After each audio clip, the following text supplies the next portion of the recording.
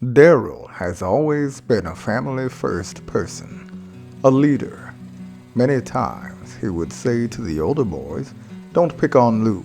He's my brother. If you do, you'll have to fight both of us." This brings to mind the time we were on a family vacation. We camped in the Rocky Mountains and then moved on to the Black Hills. There was a mountain in the park named Sugarloaf or Ann Oakley Lookout. Darrel and I decided to climb it. It was fingertip and toe-tip climbing, with many crevices. It must have taken us an hour to climb. When we reached the top, we noticed a cave. We started to enter when we heard a low, throaty growl. We looked at each other and ran. It only took us 15 minutes to get off the mountain, and Darrel was in the lead. It had not dawned on me until later that he was in the lead. So much for family first, I thought. Moral of the story: if you ever go mountain climbing with Darrel, keep in mind that he is always family first. Unless, of course, you hear a nearby growl.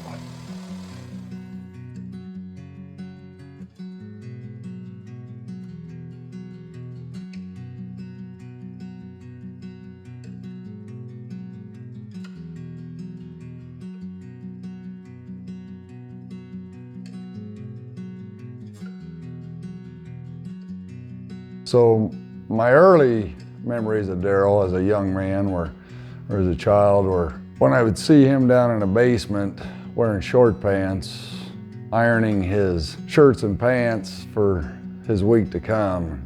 Seeing a grown man with a cigar sticking out of his mouth and with an iron was, it took a lot to digest in the beginning.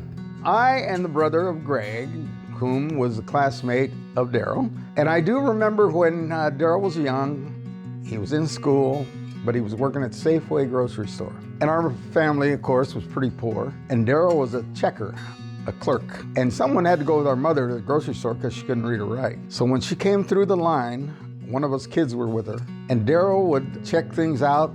He'd throw 3 things in the bag and charge her 1. Throw 4 things in the bag and charge her for 1. Because he ate at the house all the time. So I guess he was making up for it. When Darrel had his own store, he restricted my mother from coming into his store because if she stole something, what would he do? He says, "What am I gonna do? If she stole something, what would I do?" So the story is that when he was at Safeway, or well, for his store for that matter, and whoever was with our mother to read the labels and stuff, she would always steal something, such as a candy bar, and she'd put it in the kid's pocket. And so when we get out of the store, she'd say, "Give me that thing out of your pocket." And we'd say, "What thing?" And she had stolen something. We used to tell her, "Mom, don't do that. You're gonna get caught." She didn't pay attention to us guys. So it was a reverse psychology thing. She stole, we didn't. But Darrel would steal for her too. So he was part of the family of thieves. Well, Darrel, the first thing is I'm going to wish you a happy birthday. I didn't think we'd ever live this long, but we have. The only thing that I do want to talk to you about is the event of 1953, which you may have forgotten. That is when we had moved here from the farm, and I went down to Billy Wolf and I bought a brand new Schwinn bicycle. It was green and trimmed in white, and it was a thing of beauty. It was a Wasp was the model. And somebody had convinced me that I should go down to Muni and get on a baseball team, which I decided was a pretty good idea. So off to Muni Field I go, and we have this practice, and I'm not real sure how this started. But we got into some sort of an argument. You got up on a fence. It was about, 5 feet tall, and jumped on my bike. And your cleats went through my front fender. which then irritated the hell out of me. But what even hurt worse is you came over the fence, and I mean, you just beat the living hell out of me. And I'm thinking, that's enough of this damn baseball. So off to Billy Wolf I go, and a new fender was $12.50. And I have been after you for 68 years. I've written you letters. At your 70th birthday, I had an interest rate of 6.5% due on that. But now that you're older and interest rates have dropped, I reduced the interest rate on, in case you're interested, on that $12.50 that you owe me, and it was at the rate of 1.5% is what I charged you this time. Is $1,494.63. And at some point in life, I would like to, I'll cut that back to an even thousand. If you want to settle with an even thousand, and if not, I'm going to file a lien on your house, because you've pissed me off for all these years. Well, Darrel, it's your 80th birthday. That's awesome. For a big brother, you've always been there for me.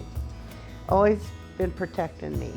But now there is a little story. When we lived down here on the farm, you and Louie got BB guns for Christmas one year. And now we were in what, like second grade, first grade? I was. And you shot me in the ass with that BB gun. Now, do you remember that? Because I do. But you said you weren't aiming at me, so I had to believe you. My name is Richard, and I'm the oldest brother. I can't say I met Darrel the first time, but I recognized him. I met him a few months later, but it was at my mom's house, and my mom was making tortillas, and I was sitting there watching her, and pretty soon this kid came through the back door with a torn shirt. I don't know what happened to him, but he came through, and my mom looked at him and said, "What did you do now, Darrel?" And he didn't say anything. He just grabbed a tortilla, made a taco, and he was out the front door. And I asked my mom, "Who's that?" "Oh, that's Darrel." That's the first time I ever met Darrel, and that didn't meet him for a long time. But the next time I met Darrel was with his wife, future wife. I was sitting in the Tam O'Shanter, and Darrel was sitting over in the booth with this woman. I didn't know who it was, and I told the waiter, I said, "Hey, sir, come here. Take Darrel and his daughter a drink." Darrel come over there, "What do you mean my daughter?" I said, "Who is it?" That's the start of our relationship, and he's been a good friend since.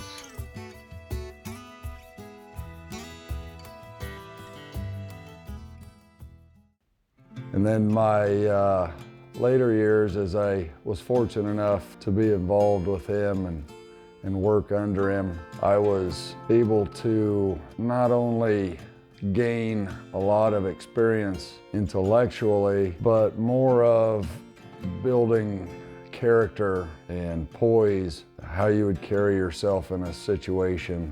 And I think those have really helped me progress as an individual going forward with my life. And you know, I really step back at times, and if I'm in an adverse situation, think, you know, what would Darrel do at this time?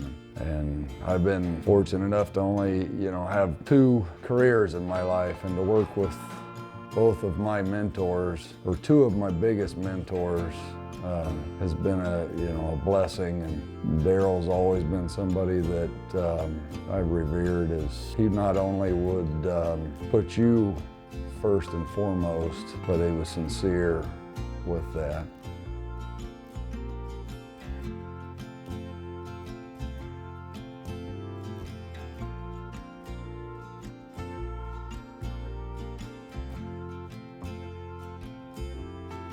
You chewed cigars by the bushel basketful, and you and Rob Ogden and I went to an assessors conference in Kearney, I think it was. Anyway, Ogden had this little red car, and how he was able to get into it, I'll never know, but he got into it, and you got into the passenger side, and we got in this road race from Kearney back to Lincoln. And I was ahead of you, and finally I slowed down a little bit, and you opened the window on the little red car, and you had a wad of cigar crap in your mouth about the size of a baseball, and we're going about 95, and you're thinking you're gonna spit this wad on my car. And I don't think you were paying much attention in physics, because had you thought anything about it, you would not have done what you tried. You rolled down that window and you thought you were gonna spit this wad of crap all over my car. Well, it's pretty tough to do in a 95-mile-an-hour wind, and it's barely gonna clear the window, which it didn't.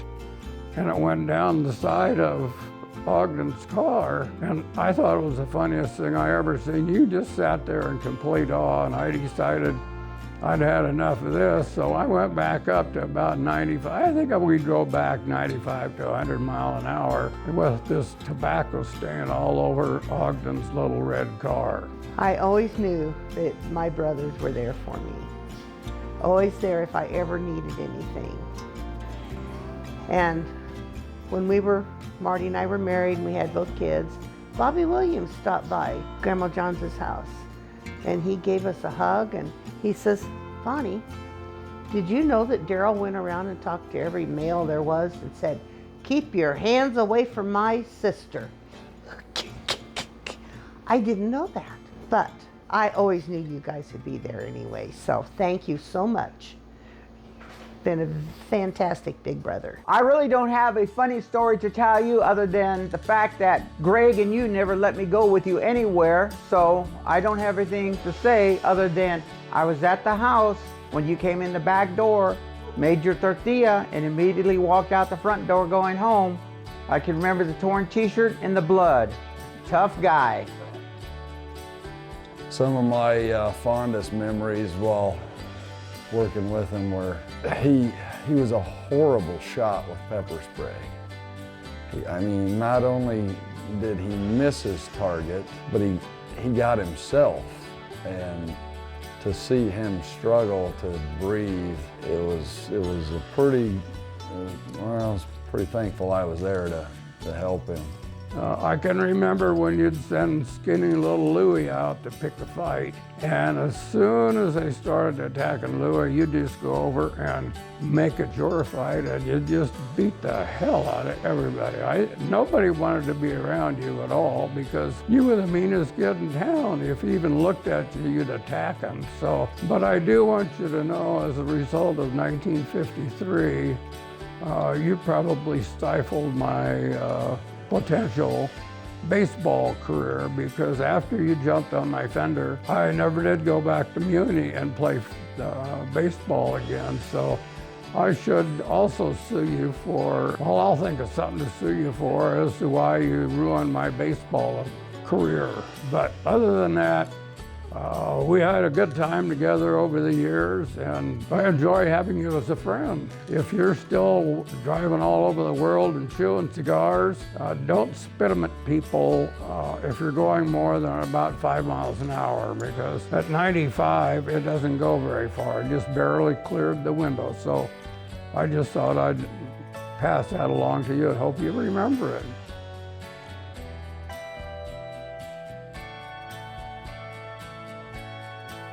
My first memory of Darrel is when he brought me, or took me over to his mom and dad's house for the first time. We were sitting at the dinner table eating. Darrel interrupts everybody and taps me on the shoulder and said, "Greg, what did you say? I didn't hear you." And naturally, I didn't say anything, but he said, "Oh," he says, "oh, well, I can't help it if you don't like my mom's cooking." That's the first time that I met his mom and dad. The last recollection is about 2 years ago, we went to a football game in Maryland, and after the football game, we were waiting around for the football team to come out of the dressing room, and we were milling around with some of the guys from the Maryland groundkeepers crew, and Darrel was going around saying hi to everybody in there by their little go-karts and little scooters that they used around there. We were all just sitting around shooting a breeze, and Darrel was going around introducing me to people, And he introduced me by saying, well, guys, this is Greg, and we've been together for 70 years. And I said, wait a minute. Don't get the wrong idea, guys. We're just good friends. We haven't been together for 70 years. We're just good buddies. And that was my latest recollection of Darrel. But there are a lot more, and if we had 2 hours, I'd say more, but I can't. Darrel, happy birthday. And I've known you for 72 years now, and we're still counting. See ya.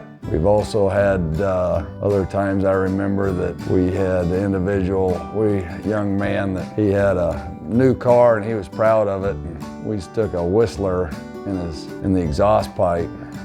And on Friday at 5 o'clock, we were getting ready to leave for the weekend, and the gentleman didn't understand what was going on, so we sat there and we kind of just looked at each other and giggled and tried to help him along and diagnose it. Pretty soon we couldn't hold a straight face anymore. So many stories I don't even begin to know where to start, but there was a time where I had a pair of size 22 tennis shoes that I had for a Halloween deal party, and Darrel saw them and he said, come on, Bowie, put those shoes on, we're gonna go eat lunch. Maybe somebody will buy us lunch.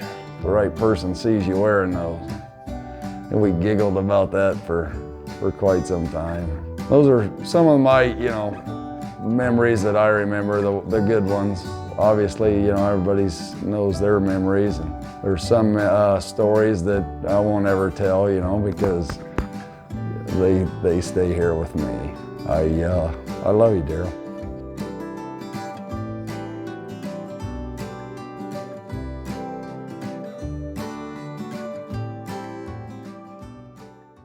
Good evening. Jeff Gotti, Steve Gotti.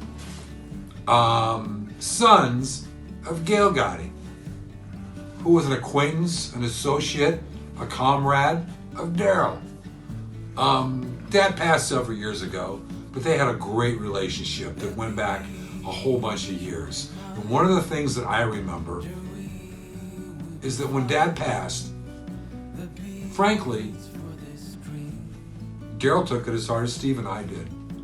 I remember some of the funeral things and things of that nature. He was busted up. And I had no idea at the time that their relationship was as strong as it was. And we appreciate Darrel to this day for that. I did the math on it and realized that Dad, again, like Jeff said, would be 98. And at the time when Darrel was in high school, and Darrel used to mention that he used to get in trouble, and my dad, being the juvenile police officer at the time, used to help Darrel get out of trouble. And how much Darrel appreciated that, because his life may have taken a completely different path without that. And so that is, we've had a lot of people have mentioned that to us, but nobody as frequently as Darrel with as big a heart as Darrel. So Darrel, thank you for that. You made our father's life richer. Absolutely. And it very, very much appreciated. Now, I would like to mention for any of you out there, I encourage you to, along that line, I encourage you to Google Darrel. And this was his Shrine Bowl article, and it said, Darrel lists modern problems as his favorite class. And I thought that was really appropriate. Darrel and Dad, the relationship that they had, which enriched both of them, I can't do the math, but there was a whole bunch of years difference.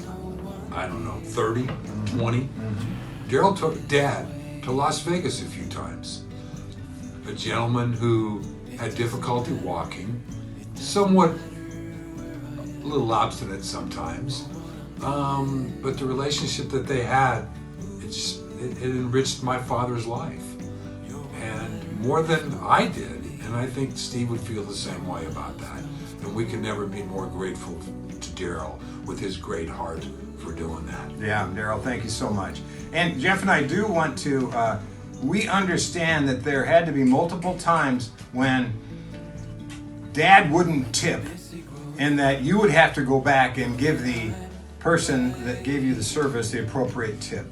So please send us a bill for all those past due tips that you covered for my father.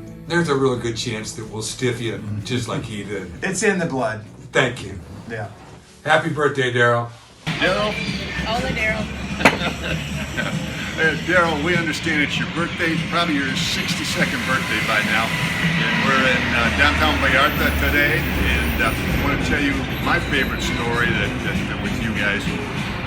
As you all know, Darrel spends a lot of time traveling around the state of Nebraska, and when we first met him, I used to start to kid him that I thought he had a second family that nobody knew about in Lexington.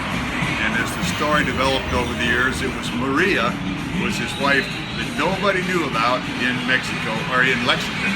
And she had several children, and so every time I'd see him, I would kid him. Well, they came, Darrel and Darrel came down. Kyle came down to visit us in Mexico, and I had a good friend who was a waiter and a friend of ours at No Way Jose's, and we took them there at dinner, and Ephraim was the waiter, and I told Ephraim, pretend like you don't know us and then go into this story. So we go there for dinner, and Ephraim comes up and says hello, and he starts to talk to us, and he asked Darrel where they're from, and he said that they're from Lincoln, Nebraska. And Ephraim then said, oh, I have a sister. I have a sister who lives in Lexington. Her name is Maria Stanard. And Maria is my favorite sister, and I just love her. And of course, at that time, you could only see what Darrel and Kyle looked like. They were both like stunned. And he kept talking about Maria Stanard and this and how many children. And finally, both Ephraim and I couldn't take it anymore. And we just started on. Boy, I tell you, we had you, Darrel. We had you right there and then. So we wish you the best on your birthday, your 62nd birthday. As they say in Mexico, feliz cumpleaños. Happy birthday, Darrel.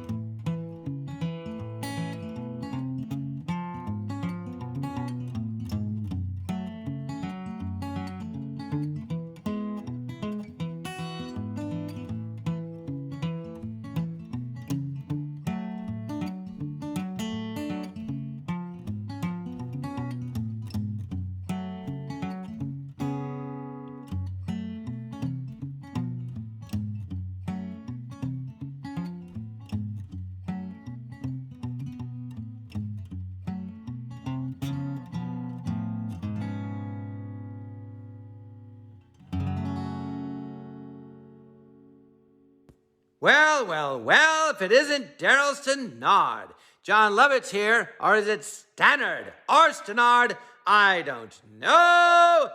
Anyway, Darrel, I have a message for you. Happy birthday to you, happy birthday to you, happy birthday, Darrel, happy birthday to you. And your 80th birthday. Congratulations. 80. Why do they congratulate people for getting older? It's like, yeah, thanks. Thanks for congratulating me for not dying. Why the fuck would I? You're 80, for God's sake. I hope I live that long. And it's why have you lived to 80? Because you haven't slowed down. Your family wants you to retire. For what? Are you trying to put them in a grave? God, you get up at 4 a.m. every morning? I only get up at 4 a.m. to pee and I go back to sleep. I should learn from you. And you're a real estate appraiser. Maybe your family needs to get a new attitude and appraise that. Appraise. That joke made no sense. Anyway, Darrel, your wife and daughters want you to retire. Retire to what? What, are you just supposed to stay home and sleep? For God's sake. Anyway, I was contacted by Sydney. Yes. Well, Sydney, I'm assuming it's a man, but sometimes women are called Sydney. I don't know. And then even if it is a man, maybe he identifies as a woman. You can be anything you want these days. So if I were you, Darrel, I'd go, I identify as 40, and so I'm not retiring.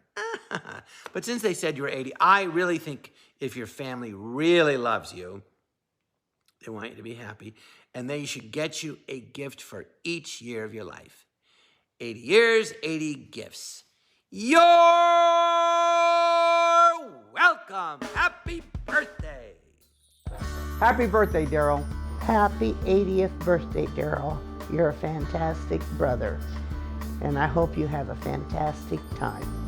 We love you. All right, happy birthday, Darrel. We'll see you later. I'll see you tomorrow. Have a happy birthday, and we made it this far.